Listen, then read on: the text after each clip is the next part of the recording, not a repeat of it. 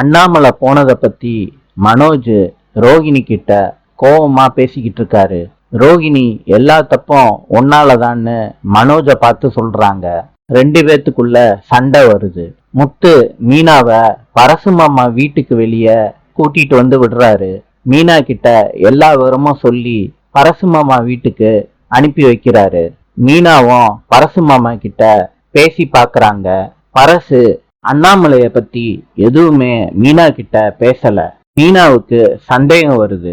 பரசு அவருக்கு உடம்பு சரியில்லைன்னு பொண்ணுகிட்ட சாப்பாடை கட்டிக்கிட்டு போறாரு. மீனாவும் பரசுவோட பொண்ணுகிட்ட பேசிட்டு கிளம்பிடுறாங்க. நடந்தத முத்துக்கிட்ட சொல்றாங்க. பரசு ஆட்டோல ஏறி போய்கிட்டு இருக்காரு அண்ணாமலை கிட்ட பேசிக்கிட்டு.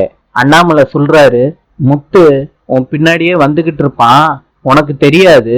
நான் இருக்கிற இடத்த தெரிஞ்சுக்கிறதுக்கு அவன் என்ன வேணாலும் செய்வான், நீ வந்த வழிய திரும்பி போயிருன்னு அண்ணாமலை சொல்றாரு. பரசுவும் திரும்பி போயிடுறாரு. அந்த ஆட்டோக்காரர்கிட்ட சொல்றாரு, நான் சாப்பாடு கொண்டுட்டு வந்திருக்கேன், சாப்பிட்றீங்களான்னு கேட்கிறாரு. அந்த ஆட்டோக்காரரு ஆட்டோ ஸ்டாண்டுக்கு போய் நாங்கெல்லாம் சேர்ந்து சாப்பிட்றோன்னு சொல்றாரு. பரசுவும் சரின்னு சொல்றாரு.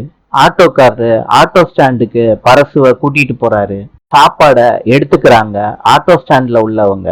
அந்த நேரத்துல முத்து ஹெல்மெட்டை கழட்டிட்டு நடந்து வர்றாரு. பரசு கேக்குறாரு, என்னப்பா முத்து எப்படி இருக்க? முத்து சொல்றாரு சோகமா, எங்க அப்பா வர்ற முடியும், நான் தண்ணி அடிச்சுக்கிட்டே இருப்பேன்னு எங்க அப்பா கிட்ட சொல்லிருங்கன்னு சொல்லிட்டு போயிடுறாரு வேகமா. ரோகிணி அவங்க ஃப்ரெண்டு வீட்டுக்கு போயிருக்காங்க. ஃப்ரெண்டு கிட்ட சொல்றாங்க, அங்கிள் வர்ற முடியும், ஆன்டி என்ன ஒரு வழி பண்ணிடுவாங்க, இப்ப எனக்கு அதுக்கு தான் என்ன பண்றதுன்னு தெரியல. ரோகிணியோட ஃப்ரெண்டு சொல்றாங்க, அப்படின்னா இதுக்கு ஒரே வழிதான் இருக்கு, இந்த மாத்திரைய ஆன்டிக்கு கலந்து கொடுத்துரு, என் புருஷனுக்கும் தூக்கம் வரலாட்டி இந்த மாத்திரை தான் போடுவாருன்னு சொல்லி ரோகிணி கிட்ட அவங்க ஃப்ரெண்டு கொடுக்குறாங்க. ரோகிணியும் அந்த மாத்திரைய வாங்கிட்டு வர்றாங்க வீட்டுக்கு. ரோகிணி வீட்டுக்கு போய் அந்த மாத்திரைய பொடி பண்ணி டீல போட்டு விஜயாவுக்கு கலந்து கொடுக்குறாங்க. விஜயாவும் அந்த டீயை குடிக்கிறாங்க. நாளை சந்திப்போம்.